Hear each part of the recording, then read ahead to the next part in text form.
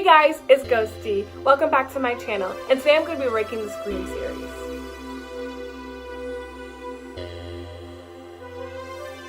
The original Scream came out in 1996, directed by Wes Craven and written by Kevin Williamson.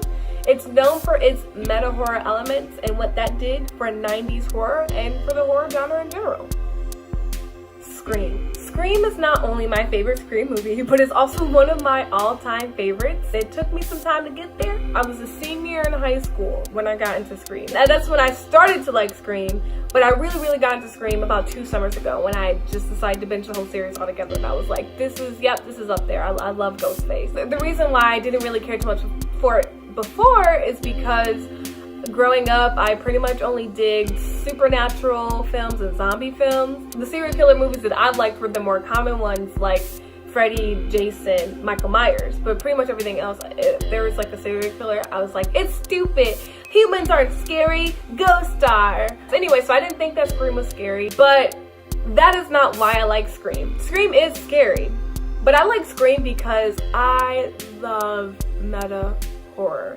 I love meta horror because I feel connected to the film. It's something about these references that I get that makes me feel happy. Not only is this film so fucking meta, it comments on horror and it talks about the tropes and it talks about the rules of horror, but it tells a pretty fucking damn good story. It doesn't rely on the meta to be good. It also has a good script, a good story, and amazing characters. I absolutely love every single character in this film. I love Stu! Billy is nothing without Stu. Billy and Stu make the perfect pair. I love Randy, of course. He drops that horror knowledge on us and he gives us all the tropes and stuff like that. Sidney Prescott is a badass bitch. She's probably one of my favorite final girls because she doesn't take no shit. And Sidney never is afraid. Like, she gets tired and like, I'm sick of doing this shit. But she's not afraid. She's not afraid of Ghostface. She's never been afraid of Ghostface. She's always been like, I'm ready to take shit. And that's super evident in this film. The ending where Sidney kind of flips it and, you know, talks to them and just fucking kills them. Like, that's, I don't know, she's such a powerful final girl. Watching this film as someone that's not just enjoying film for the sake of it, but now I watch film and I'm analyzing film, I never realized how feminist it kind of can be. Just slight comments and the fact that all the female characters are way smarter, to my opinion, than the male characters. I was a baby in the 90s, so I don't know like what the political climate was in regards to like feminism and things like that, but this film I could say is kind of feminist, and I like that. Scream has so many iconic moments, from the opening scene down to fucking Casey's kill. Like, can we talk about how great Casey's kill is? That slow motion stab. She's hung up and her guts are hanging out. That's just one of the many iconic moments in Scream. If you're a horror junkie, I feel like you should enjoy it, at least for the horror references. This film is sitting at a 3.7 on Letterboxd, and I gave it a 5 stars. Scream 4. Scream 4 is actually what got me into the Scream films. I felt like gypped because this film has so much meta horror, and I didn't realize that was what the Scream series was about. I was just like, it's about a man in a ghost mask. He's not scary. This was my first glimpse at meta horror. This is the reason why I love meta horror. I remember that whole scene where Kirby is being quizzed and she's answering these horror questions, and I remember answering along with her. And name the movie that started the slasher craze. Halloween, Texas Chainsaw Massacre, Last House on the Left, or Psycho? Psycho! None of the above. Peeping Tom, 1960, directed by Michael Powell. First movie to ever put the audience in the killer's POV. I thought that was so cool. I'm like, yes, like, let's talk about horror within a horror movie. I've always loved the characters, every single character. I love Charlie, I love Kirby, and although I fucking hate Emma Roberts and pretty much everything, Emma Roberts kills it in this film. It works for her character because Jill is the most annoying, self-absorbed brat in the entire world. It's perfect for that. Ghostface, I noted that this Ghostface is very showy. It almost wants to be seen. She literally killed people for clout. That itself gets into this whole other thing. The internet and social media is big. Social media and clout becomes like essential. People would do anything for the clout. There's a line from a character that says like everybody likes to record their life now and post it on the internet. This You film your entire high school experience and post it on the net? Everybody will be doing it someday, Sid. Scream 4 is really smart, and if you sit down and really think, there's so much to analyze about it. I love that the killer wants to make a remake. And we were in the middle of all the horror fucking remakes. Friday the 13th remake came out in 2009. A Nightmare on Elm Street remake came out in 2010. Last House on the Left came out in 2011. Scream was like, we're not gonna make a remake, but we're gonna make a film about horror films, making remakes and sequels, and there's so many like drawn out series. The film does a great job of bringing Scream to the mid-2000s. Scream 4 had something to say. Scream 4 wasn't made for shits and giggles, and Scream 4 wasn't made to just make money.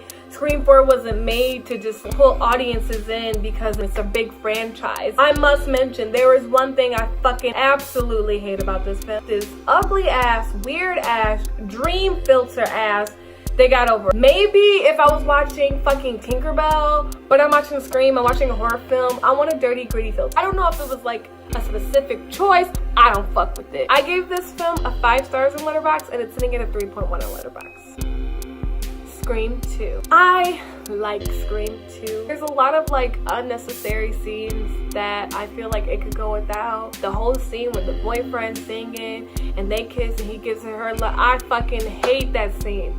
Skip. I felt like I was like taken out of a Scream movie and I was put into like some other fucking teeny bopper shit from the 90s. The characters in this film aren't as great as the characters in the first one. That's like my biggest thing. I just don't really give a fuck about anybody besides like Dewey, Gale, and Sydney. Not even the boyfriend, although he's really, really sweet. They all felt like stock characters that didn't really have anything to offer and they were just kind of there to die. I do love the opening scene because it's unforgettable. That whole scene is so chaotic. Like Scream 2, it really does well on commenting on society. With this opening scene, maybe a year prior to, all these people died in this city and they are celebrating it. So it's kind of just like how society is taking these murders lightly. Maybe it's a coping mechanism. Maybe they really just don't give a fuck. But I thought that was kind of interesting how it was just like a celebration. And the fact that like she was stabbed and they thought that it was a gimmick is even like crazier. Like how blind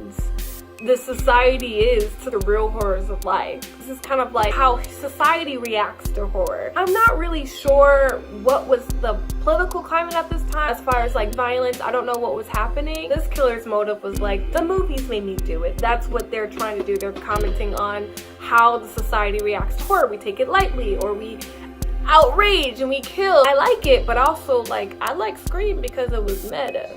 Not because it commented on the society. But you know what? I can respect that. Another thing that I really respect was the parallels with Dietrich. I'm a thespian myself. Sydney is actually partaking in a play called Agamemnon, which is a Greek tragedy. The theater professor talks about the parallels of her character and her real life. There's this awesome scene where she's on stage acting and she thinks she sees Ghostface, and I really love that. That really stuck with me too. The sweetness of life gone. What stage they had from striking now at thee?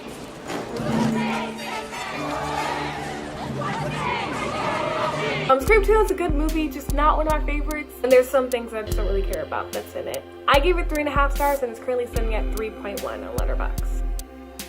Scream 3. Honestly, y'all, I hate Scream 3. I might have watched it twice before rewatching it for this, and I went into it like, maybe I'll like it now that I'm older. No. I can't remember who said or where I got my information from or what was exactly said, but there was some talk about Scream 3 being less horror, more comedic for reasons. This film is a fucking shit show. The characters are like fucking annoying. I don't even like Gale and Dewey in this movie. Scream 3 doesn't take itself seriously. And that's evident when they have a Jay and Silent Bob fucking cameo. I hate when they put like big comedy in movies. This is not Family Guy. Move on. It's a fucking mess. The killer. Fuck. I hate him so much. His motive is so dumb. I feel like this film does not have anything to offer. Well, not much, because there is something that I like about it. Sid always fucking makes that final act so good with her fucking wittiness. The ending works very well. I think that they wanted to put an end on Scream 3 for whatever reason, and they did that really well with giving us closure. They gave Sydney closure on the killing. They brought it back full circle because it turns out that the killer in this one, he started this whole chain. I really liked that idea. They metaphorically put in that she was being open, he opens her case. He's letting down her wall. He doesn't feel the need to protect herself as much. Not only dealing with the murders, but also the loss of her mother, which is very, very, very embedded in the first one and the third one. Dewey and fucking Gail get married, which is like, oh, finally, they got their shit together. They did a really good job of tying the knot. It's currently sitting at a 2.7 on Letterboxd, and I would have given it 2.5 stars, but I gave it 3 because of that ending. Thanks guys for tuning in. If you like this video, you can subscribe and hit the bell if you want notifications from when I post new videos. If you want updates on movies that I'm currently watching and reviewing, follow me on Letterboxd at Ghosty. And if you want to hear me scream into the void, follow me on Twitter at Ghosty. Thanks guys, see you in the next video.